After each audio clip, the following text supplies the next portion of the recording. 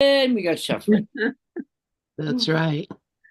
And Brooklyn, Absolutely. it's better than having an I know mind. You got a point there, Mickey. That because that's the worst.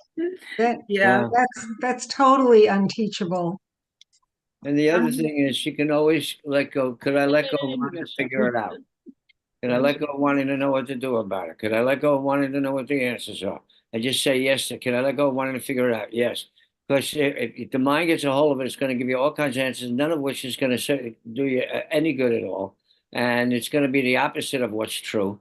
So the best thing to do is quiet, and the answer will come from the quiet. and I step back and let him lead the way. There you go. And he will absolutely do that too. I'm There's, so glad you're I did it all afternoon, and things worked out perfectly. beautiful. yeah, I think, people get the idea that, somehow or the other, the time comes when you don't have to do this forgiveness practice. And I haven't found that yet. It seemed like it's something that is, in fact, last night I was in a meeting and we were talking about the uh, how you get to the point where uh, you are no longer judging at all. But that is a point that it's a tipping point, and that's I think Glorian sent something about that out to this afternoon. Um, it's a place where you get to the place where you just have to, as my mom would say, shit or get off the pot. You're either you're My doing it, mom too. or you're or or just stop messing around. And what happens when we get to that point? For the most part, people just say, okay, that's as far as I'm going to go, because I don't want to leave the world. What they don't understand is that you actually don't leave the world. Um, you just see the world for what it really is.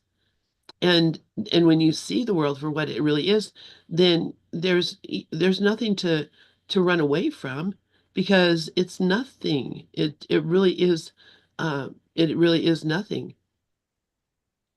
And you don't grieve because, oh geez, now, I don't have the same sentiments that I had before. I don't have the same, uh fearful, worry about, the world and my family, my children, whatever. You don't grieve because you don't have those things anymore, those misperceptions. You're overjoyed because you don't have those misperceptions. There's nothing to fear. You recognize that, everything is just happening perfectly, as it is, as it always has. And um, that's a place where you can be just supremely happy and not in fear. Yeah, Sharon, go ahead. I wanted you to discuss what you discussed today with the group. You and Glorian were talking about when we die, like we think these people are going to be behind us. And you could finish it up because that was just so, it was very helpful. And if you just sit with that, you can realize that nothing means, like, there was there was an idea that you had in your mind that I've had that, oh, my kids are going to miss me and all that other stuff. And then you told us, well, you tried to, I said, why don't you explain it the way you did? Because it was perfect. So that's Uh, all. yeah, well, and I thank you for that, because I think that it's probably a lot more true than what I've ever thought about things, um, because they're not really here in the first place. They're a projection of my mind. Everything is a projection from the one mind. So, these people that I see around me I'm projecting them. And when the projector shuts off, there's no more projection. So there aren't any children left behind to mourn for me.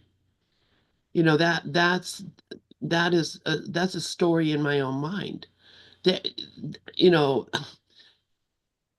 it's an enigma, because we have this idea that we're that this world is real and these characters are real people. But if that was possible, that we could be split up in reality in that way, then nothing here makes any sense. It's impossible that the one mind could be split up into billions and billions. And I mean, I can't even say billions because, look at over the period of history, since the beginning of the Big Bang, how many? None. There have been none. There's only been just this one mind with billions of stories in it. And the billions of stories are not interdependent. They are all individual stories that have their own individual meanings and their own individual, they're like a bubble. They don't interact. So um, all I'm saying is you can't have both. You can't have one mind and a billion different minds, or you can't have a billion different minds and have one mind. So if it's one mind, then there's nothing. When I'm no longer looking at that movie, when this projector shuts down, it's done, and there's no more projection coming from it. So those children, that family, that life, those whatever, they don't even exist. They never did in reality. I don't know if that makes sense, but Sharon, yeah, go ahead. I was going to say that, the way I see it, I mean, look, my parents are gone, your parents are gone, and so we don't all die. There's no time, but who knows how it works? The whole point is that we don't know a lot of this. But what I do feel is that what I found funny was you and I had a story about our kids, how they're going to really miss us. And that really are no kids. It's just me talking to me. So, Yep, I mean, I don't know that we don't like all, like if they say everything's happening all at once, but, in the seeming time, a lot of our loved ones are gone. But are they gone? Isn't it just a projection that's gone? Isn't it just, Did they go? the They didn't whole, go anywhere. They didn't go anywhere. I didn't go anywhere. right? no, Nobody goes anywhere because there's nothing Funny. happening, right? So I'm dreaming about these seeming people. So it's kind of funny because what I also find funny is how the ego thought system is all the same.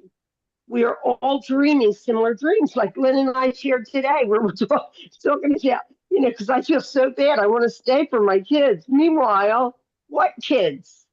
What anybody? Like, it's just this continuous, like these stories of the sneaky Pete that gets in there and just wants to, slip in and say, listen, you have people here, they're going to miss you. And we don't know anything. So I found that really something to sit with, that we are truly like, not only are we dreaming, but it's already over. So that's right. so it's like a shoot. It's a movie that we're watching, as God, as the infinite, we're watching this silly movie. And one night I had like a really bad ego attack. It was just all about just complaining about, all this stuff in my head. And I knew there was some kind of presence here. And so I went and I fell asleep. And what woke me was a projection of Daffy Duck laughing at me, I swear. And I find that we are getting messages all the time, like it's like almost like it's insidious. Like I had I had a meltdown a couple years ago because I wrote something on Facebook that I thought I didn't even write, because I think sometimes we go into our darker part of our mind and we're not even conscious, because we're never conscious when we're in the ego. It's just story. But I was so upset, and then I had like something from Nistradamus show up in my computer that basically told me I'm looking at my own reflection. And then the next day I had a little stone that said Lord. So what I'm saying is we are never alone. The body mind is just nothing, but all of beings, are everywhere always. So, somebody had asked me today that, they said, they were having a very bad day and they're just so glad they're never alone. I said, no, we are never alone because we're not even in form. Our form is just a movie screen projection. We have imagined such a world. So that's all I have. But thanks, Lynn. I thought it was great what you shared today. It was really good. Yeah, thank you for that, Sharon. And yeah, Rafi, please, I'd love to hear what you have to say. Well, in regards to the dream, a couple of nights ago, before I go to sleep every night, I say, being this, sleep all the way through the night, and wake up in the morning about somewhere between 7 and 7:30, and usually around 7:15 I wake up. But if I dream during the night, usually I wake up right after the dream, and then I fall back asleep again. But one night, a couple of nights ago, I was dreaming, and I was dreaming that I was releasing. I was releasing in the dream. Yep. How about that for economy? I mean, not wasted. I mean, usually dreams are about other things. They have about anxiety or fanciful stuff. And then I woke up and I thought, you just dreaming about releasing. But isn't that what you're doing in this dream? When you're in this dream, you pick a topic. So how's that different? How's that dream different from this dream? It wasn't. It's just that one was shorter. This one seems to go on longer. That's all. Well, if it goes on longer, it gives me more opportunity to release. It gives me more opportunity to get in touch with the truth. The only purpose that we're in this dream anyway is to wake up, is to become enlightened, self-realized, whatever name you give it, free, imperturbable, pick one. But that's the only purpose there is. And everything in the dream is leading us that way, and the dream doesn't exist at all. So there's the paradox that makes it true. That's absolutely, I agree with you completely, Rafi. And that I've had a lot of contemplation about that, what happens when I lay down in my bed and close my eyes and seem to leave and go into a different world. Because yes, I have done the same practice forgiveness, things that I see happening in a dream, go into that whole forgiveness practice. And, I realize that actually, A Course in Miracles tells us that if you ask, the Holy Spirit will work with you in your sleep and your dreams. Because this is a dream, and you mentioned, it may be a longer, shorter. We don't. There's no such thing. It's the same. There's no. It may seem like 20 minutes, but that's a story. 20 minutes is nothing. All day is nothing. 30 years is nothing. These are all stories that we made up about time, and none of it actually exists at all. So do you really go someplace when you close your eyes, when you go lay down in the bed and go to sleep? Close your eyes. Well, here we're talking about, as Sharon and I were talking about, the evidence is that there are other people around who see that happening. Really? Are there really other people around that are seeing that happen? Or is that my story about what is happening? I wake up in the morning, here's someone else here. I come in here, there's someone else here. You're all my story. All of it is a projection of my own thinking. So time, space, others, all those things, these are things that the ego absolutely cannot understand at all. But and in fact, it can become so confused that you could go catatonic from it. Let's see. Mickey has her hand up, and I know Rafi wants to say something. So go ahead, Mickey. The joke just popped into my head. How many awakened beings does it take to change a light bulb? What light bulb? Yeah, that's it. I Yeah. love that. I love that.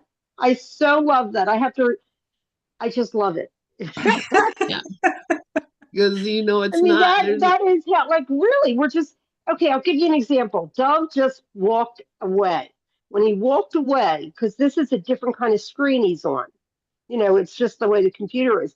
He disappears like in this, like projection. And this is what's going on all day. Helen Hamilton was the teacher of mine for a little while. And she said that we go in and out all through the day, but we don't even know it. Because Yeah. It's a projection. So when Dove, if you stand up and you walk away, some of your shirt is just like when you're walking. It's so interesting that we really believe we're people, and we Yeah. really believe we're real, and we really believe, like me, that I've been here 70 years.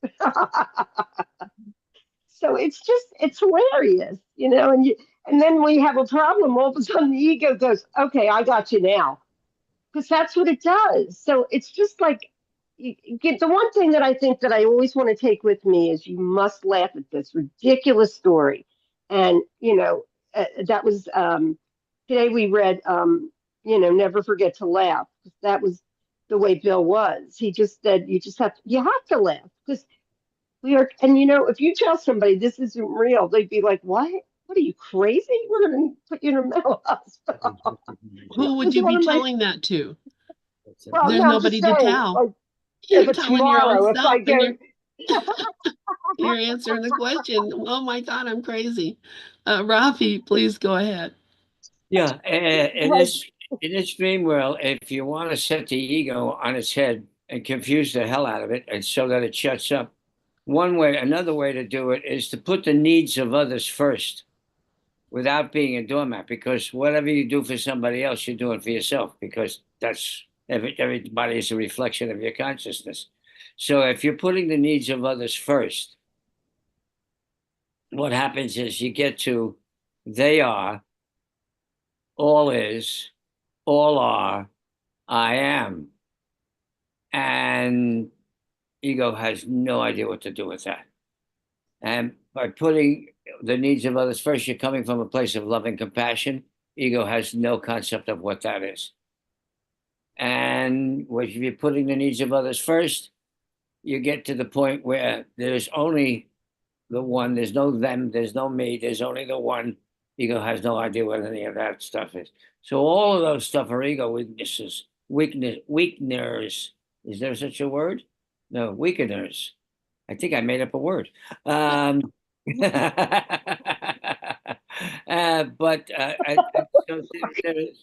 we have been blessed with so many devices to undo the thing that tries to tell you, and I love the cute thing, that tries to tell you, yeah, you're a person, you were born, you're going to live a while, and you're going to die. And like, man, that's so cute. Is that adorable or what? And it always breaks me up. Once again, we're back to the laughter that exposes the illusion for what it is. I love that. Thank you, thank you, thank you, Rafi. And that's it. It's that's the only way really out of the maze is reaching out to the disconnected brothers, the things that we think are not us, which is just really a projection of our own mind. I know Helen Hamilton said that. Jesus also says it in the Course of Miracles. At not one instant does the body exist. We just are flickering in and out, in and out, in and out, as our consciousness makes us appear. We're just appearing uh, in this thought. That's it. We're not actually even here at all. So, and it is just a picture on the movie screen. That's all. It's not who we are at all. So let's take a look. Mickey had suggested a reading. I had altered the suggestion, but I think, I don't think these are very long sections. So I think we could probably get through it pretty easily. This is the agreement to join from chapter 28, the undoing of fear. And would anybody like to read this first paragraph? Agreement to join. I'll read, Okay, great. Thank you. since this was my idea. What waits in perfect certainty beyond salvation is not our concern. For you have barely started to allow your first uncertain steps to be directed up the ladder separation led you down. The miracle alone is your concern at present. Here is where we must begin. And having started, will the way be made serene and simple in the rising up to walking, to waking, and the ending of the dream. When you accept a miracle, you do not add your dream of fear to one that is already being dreamed. Without support, the dream will fade away without effects, for it is your support that strengthens it. And this is what we were just talking about. This is the whole thing. We're the ones, if we believe that there are people who are going to miss us when we die, we are strengthening and supporting that dream. And if we remove our support of that, then the whole thing just falls apart. Without support, the dream will fade away without effects. We just have to withdraw our support. And I love the first sentence. What waits in perfect certainty beyond salvation is not our concern. We keep trying to figure out, what's it going to be like when we wake up? Where are we going? What are we doing? Why am I doing this? I say that all the time. Why am I doing this? This seems like so pointless sometimes. And that's because figuring this out is not our concern. We've barely started to go up the ladder. The separation brought us down to this.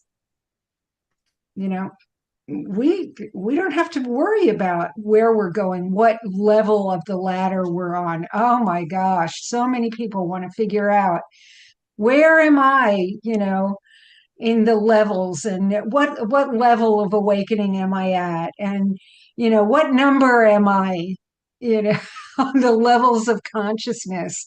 That is a fruitless endeavor.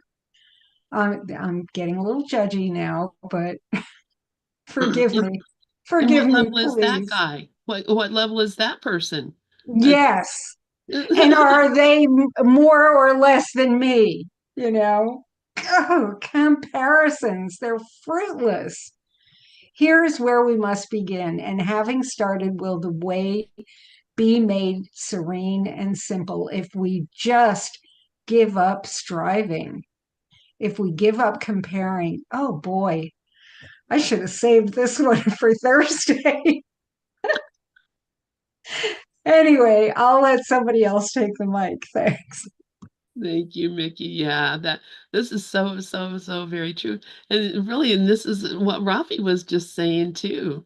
When you accept a miracle, you do not add your dream of fear to one that is already being dreamed. This is accepting the miracle is opening up to the the whole dream, the whole thing, and just allowing what needs to happen without my it doesn't need my input. It doesn't need my opinion. It doesn't need my analysis. It doesn't need any of those things. It's already there. And I don't have to worry or wonder or think about what is it? How am I going to get there? None of that. And I love that he's saying, all you have to do is accept the miracle and not allow your dream of fear, not add your dream of fear to one that's already being dreamed. That's a big part of my problem is, I see something fearful, I add to it. I join with it and make it even more fearful. And, that happens, any day I turn on the news or, hear something from one of my kids or whatever, I'm adding to it by believing that it's real, that what I think is happening is really happening and really can be causing problems. Um, so yeah, does anybody else have any thoughts about this? Um, Just to keep reminding yourself to not identify with the thoughts to the feelings. They're not who you are. They're not what I am. They're not anything. They're not even facts. They're just feelings. They're just thoughts. And they came up spontaneously. And if you buy into them, then you say, "Well, that's I got to do this, or I got to be this, or I'm not this, or I'm not." And none of that's true. But the big trap is often people get a thought and they identify it, or they feel a certain way and they think that that's what's real. And they're just thoughts and feelings. They have nothing to do with the reality of what we are. Identify with them, and to use the clinical term, you're screwed. I love that clinical term. Sharonda, hey, good to see you, friend. Yes, please go Thank ahead. you. So good to be with you. Well, I was tooling around on YouTube and you guys popped up. So I started listening and then I needed to join. Wow, this brings such a feeling to me and actually like peace and calming about not adding my dream of fear to the one that's already already being filmed or being shown, whatever. Without support, the dream will fade away without effects. That brings such peace right now. It's like, how did this get to be so hard to just not join in? And part of me wants to cry because this is the only answer. I know that. I'm playing games with myself, thinking I can talk about the dream and all the crap going on. And somehow I want to be playful and say, get away with it. There's no getting away with it. Either I'm withdrawing and not feeding that whole picture, or I'm a part of the dream and going down the tube. So I'm so grateful for you guys being online and having the opportunity to join with you with this truth, because it's all it is truth. And you give me another choice today. Thank you. Or you reinforce it in a big way. Thank you. Absolutely. Thank you, Hey, Sharonda. Sharonda, Go ahead, Rico. What were you saying? I was just telling Sharonda, it's so nice to see her. It is. It's wonderful to see you. Yeah. I mean, it couldn't be simpler. Just stop contributing to the madness. And, then you'll recognize, oh, there wasn't really any madness in the first place. And it will just disappear. The dream disappears. That's, then there aren't any children afterwards saying, what? I feel so bad. No, they disappeared along with the dream. It all disappeared along with the dream. I love that. Karen, hi, sweetie. Hi, everyone.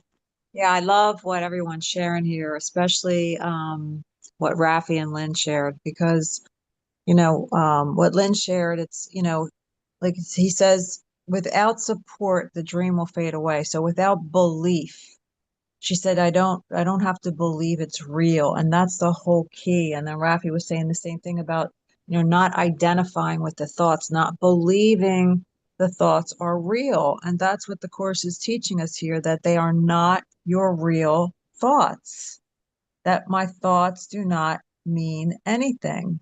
And this is repeated throughout the Course. And really, it's so helpful to remember that they are not my real thoughts. I don't have to believe them. And I have to keep telling myself that, because it can be so easy to get caught up, and not identifying, not believing them. And this is the key. So this is something I really need. Because he tells us in chapter 5 that delusional ideas are not your real thoughts, although you can believe in them, but they're delusional. So I'm in my I'm hallucinating. I am hallucinating when I'm believing these thoughts. So I think that's fun to laugh at it. Thanks. It is fun to laugh about it. And Jesus laughs about it. He says, how would you think if you realized you were hallucinating? Just exactly that, it's not even happening. Brooklyn, yeah, please go ahead. Namaste, my beautiful mighty companions. It's so good to be here with everyone. Holy company. Today I had a little breakthrough. Talk about thoughts, forget about it. You know, um, I react, when sneaky Pete, I feel terror, I get scared. Today, and I've been working with that, accept them, let it go. Today, it's kind of like someone else joined me in this looking. I'm sorry about that. Did you have that ambulance? Oh, is that what that was? Yeah, yeah. But anyway, so like everything is for purification. So when the thoughts came up, whoever was looking with me, well, we do what what's good. We're saying, yeah, here's another opportunity, to we can't get rid of our thoughts, but like I wrote in the poem, we could dance with them and use them as helpers. Oh, another helper and come to remind me, and that feels better than being terrified. Yeah. Yeah, absolutely. Thank you. Thank you. Thank you, Brooklyn. Yeah, nothing to fear. There's nothing to be afraid of here. And that's, when you recognize that everything is working just the way it's supposed to, and everything is moving just the way, it's how the dream was made, and nothing can harm you. It's just a story. So, yeah, it is, you don't have to worry. Don't worry about a thing. Uh, To rely upon spirit, totally. that's right. Yeah, just total trust. Mhm. Absolutely. Um, so let's look. We got time to look at the next paragraph. This next paragraph is one that really confused me a lot and confuses a lot of people. So I'm preparing you guys to be confused, and it'll probably be just as simple as pie. But who would like to read paragraph 2? I read it Oh, great. Thank you, Rico. only because the first sentence jumped out and grabbed me. Good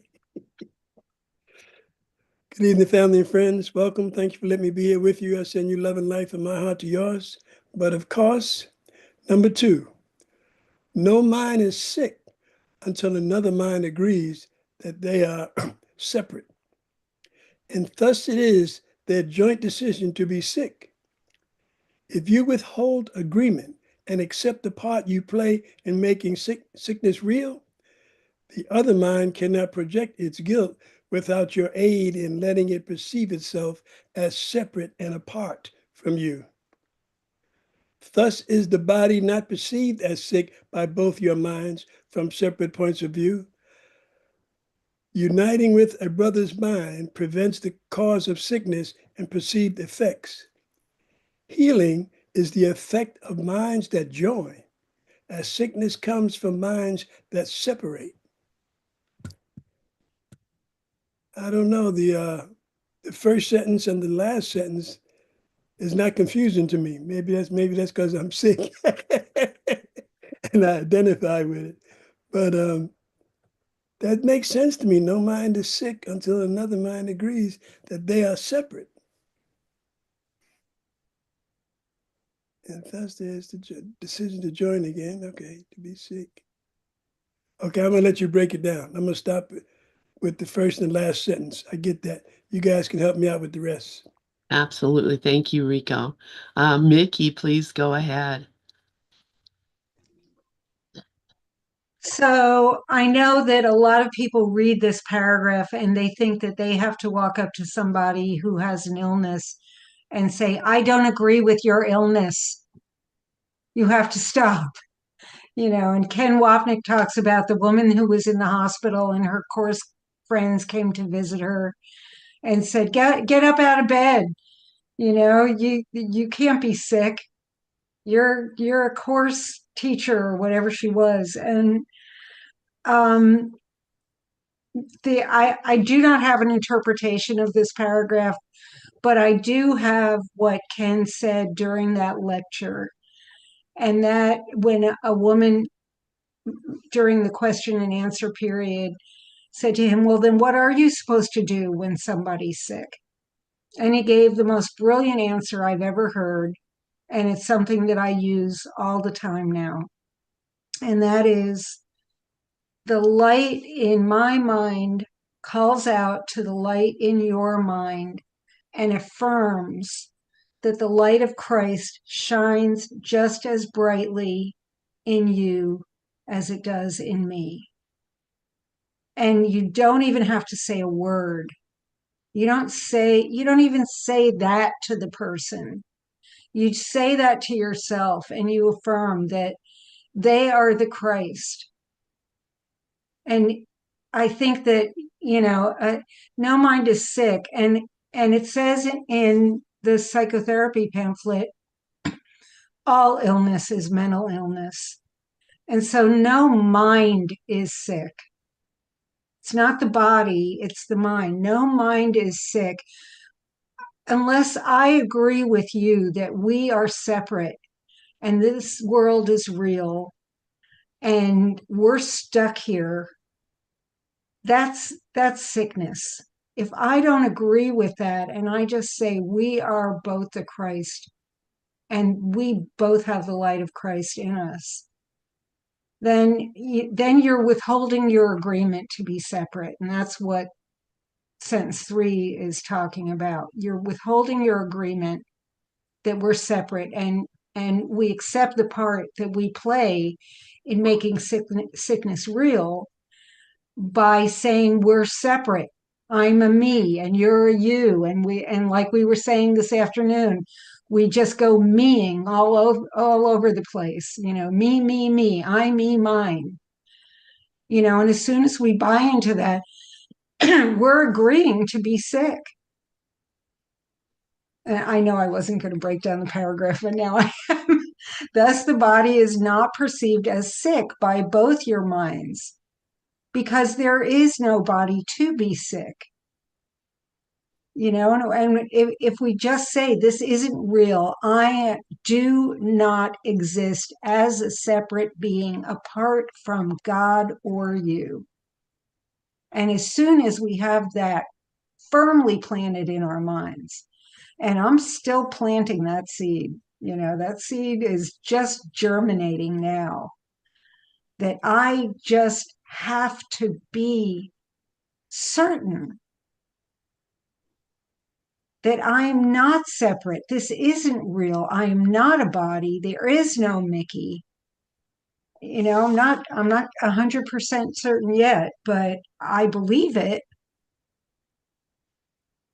So that's how we unite. And that's how we join. And that's how no mind could be sick. And that's all I got. Thank you, Mickey. And yeah, you bring to heart the way that Joel Goldsmith talks about healing. And that's exactly how he healed people. And they were healed physically and mentally by that joining that if he even just heard that there was that someone was perceiving themselves as sick, he would join with them, and in that joining the healing would take effect without anything else happening, because that is the way we're healed. Healing is joining. And I think he says that somewhere in here as well. Healing is joining. Sharonda, please go ahead. Thank you. I've been, for a few weeks, I've been studying text with a friend in Louisiana whom I met on a Zoom meeting, and we're just reading, sometimes for an hour, sometimes for 2 hours or more. It's been really profound. Yesterday, we read in chapter 7, the section titled Healing as the Recognition of Truth. Healing as the recognition of truth. I mean, it's a complete thought. It's all there is. When I can recognize truth, the healing occurs in my mind, and I'm that instrument. We're instrument for change in the people around us. What was I going to say? I was looking for this article.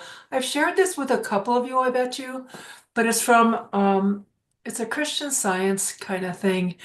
And it's about a story where a man who really was very effective in terms of the consciousness he had that affected people, that they experienced a healing.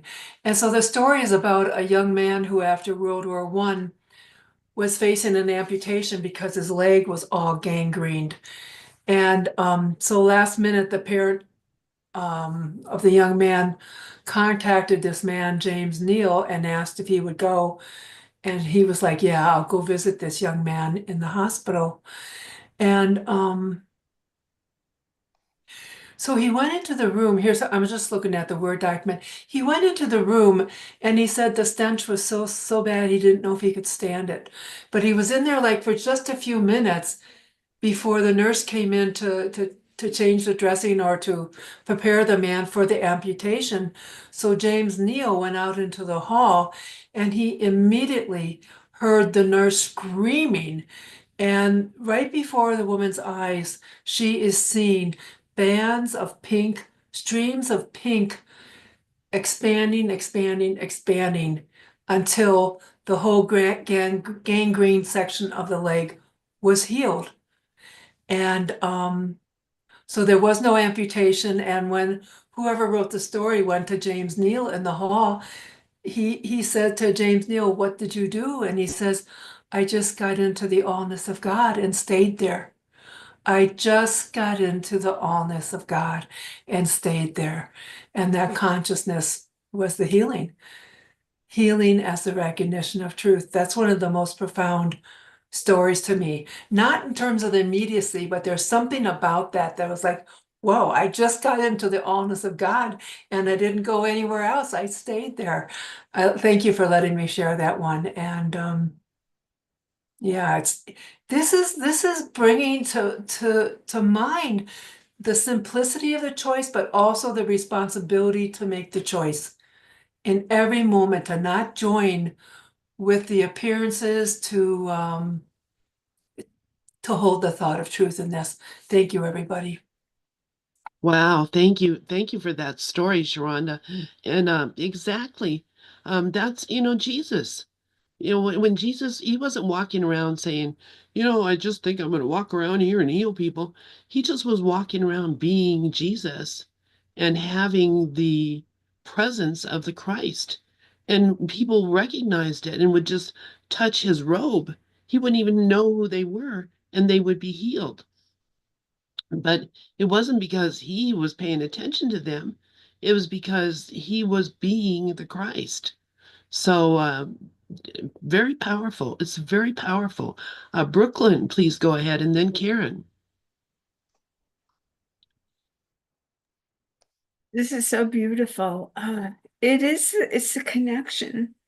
I know, Sneaky Pete comes in like my brother is ill, and but you reminded me, Mickey, heart to heart. Like, I don't know what his journey is supposed to be, and I remember going heart to heart with my friend who left her body. And I said to her, and her friend left her body before she did. And I said, I got in touch, and I says, "Is Marie there?" And I heard everybody's here. And when we could remember that, it's the illusions are here to teach us to remember. It's all about connection. Thank you. Thank you, sweetheart. Thank you, Brooklyn. Karen, please go ahead.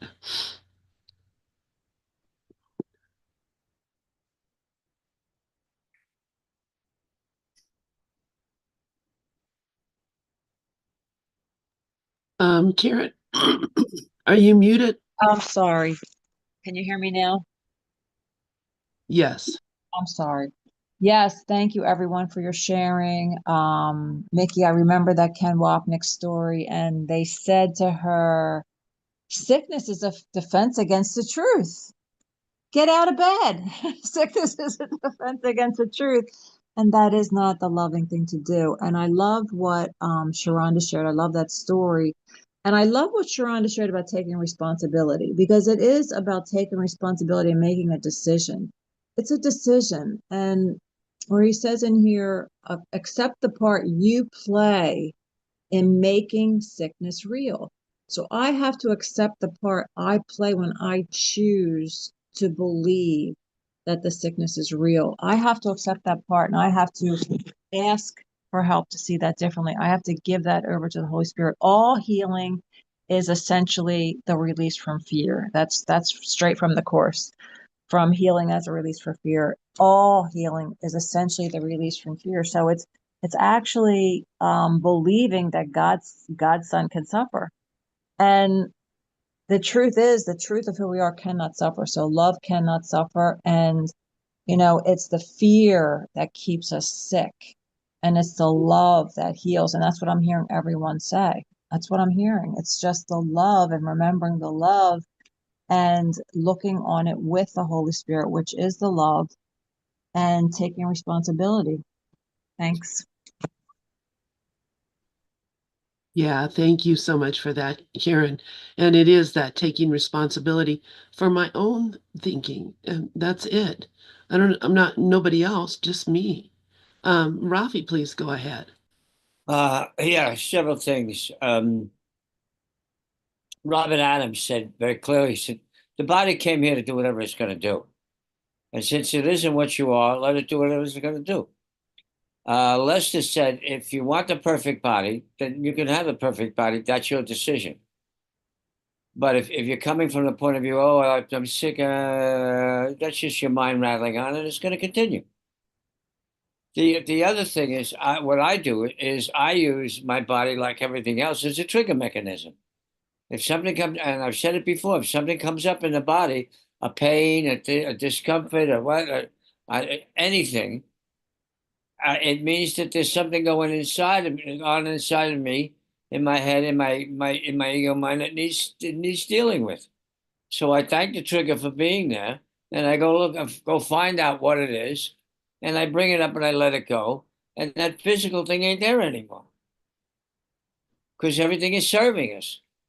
Even this body that doesn't exist and isn't what I am is here to serve. And there's again is the paradox that makes it true.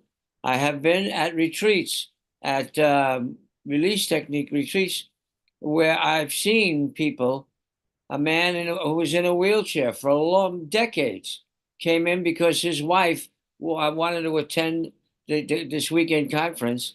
And so he just went along because he didn't want to stay home alone. He couldn't take care of himself. So he went along with him. And when he was there, the instructor who was running the thing asked him, "What's up?" And he said, "Oh, well, I'm kind of crippled. I'm in this wheelchair." So he started to talk to him. And he said, "Would you mind if I just put you through some releasing practices?"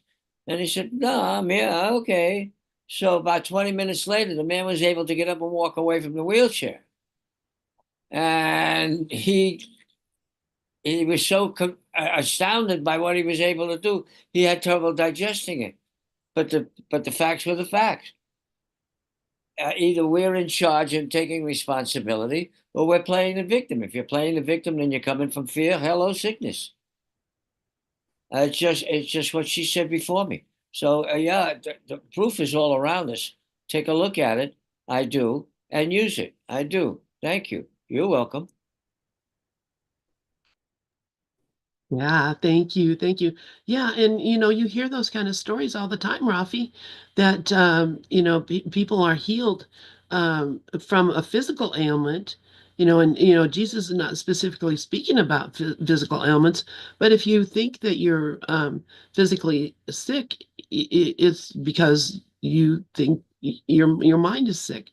So that healing can come from just changing your mind. But Exactly. we don't do it on purpose to make, so I can get out of a wheelchair. We do it because we want to heal our mind. Saint Francis of Assisi cured people and rose them from the dead after he was dead. After he was he was supposed to have died, he was still able to do that because the body was just he wasn't interested in the image of the body. He was interested in doing what he could to serve. And so, oh, he's dead. He's not going to be able to help us anymore. Not true. Raised the dead, cured the sick. Okay, because it wasn't about physical, and never about physical. There is no physical. There is no out there. Absolutely, absolutely, and yeah, I mean, these are that's exactly why. You're right, Rafi. That's exactly why, because it isn't real. It's a dream. All of it is a dream. There is no physical world out there or anywhere. Glorian, hey, go ahead, hon. Yeah, this is wonderful conversation. I like what Rafi just shared and the idea that he recognized that everything was an image. So if his image wasn't seemingly still here, that undying spirit of God was everywhere. And that's where healing occurs, even here, where there's realized oneness.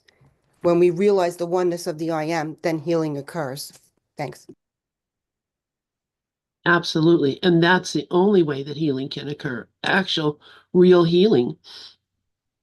And real healing doesn't mean that you're going to be in your body forever, because the body itself is a part of the dream. Why would you want to tie yourself to the dream figure, thinking that somehow or the other it has some importance or some reality that surpasses the truth of what I am? It's that would be just silly. But we get silly sometimes. So guess what? Our time is up. This has been really fun. I really truly enjoyed being with y'all, and we got through two paragraphs. This section, I'm glad you brought it up, Mickey, and maybe you can talk about it on Thursday. This section is this and the greater joining are really how healing actually occurs. And so I love it. I love it. I love it. All right, you guys. I love you all, and grateful for you. And we will see you all later. Thank Love you. us. Big Good hug. night. Thank you, everybody.